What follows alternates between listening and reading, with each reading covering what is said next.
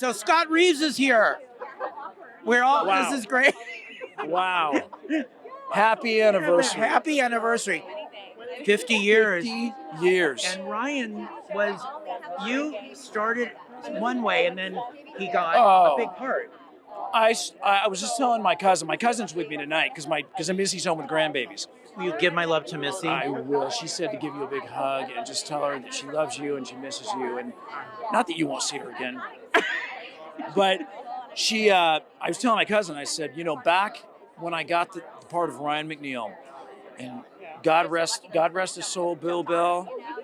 I love that man, and I love his wife and his family. I mean, just they've created the most incredible legacy.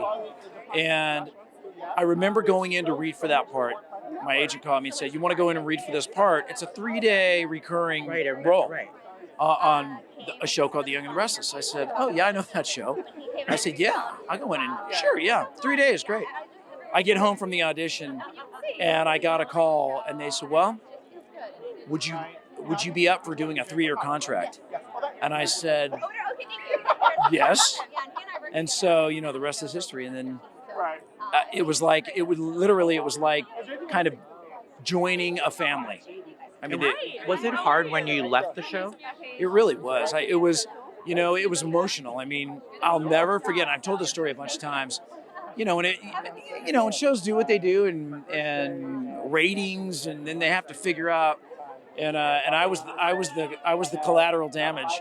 And not that Ryan doesn't have a twin, He does. He does. What's his name? Mickey McNeil. So Mickey McNeil's coming. Okay. Vince McNeil. Vince.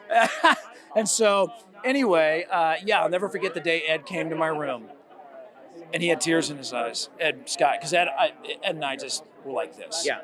And he said, "I can't believe I have to tell you this." And I knew exactly. I said, because it was just a time where things were shifting in my world, because that's when I went and signed a record deal right after that. Right.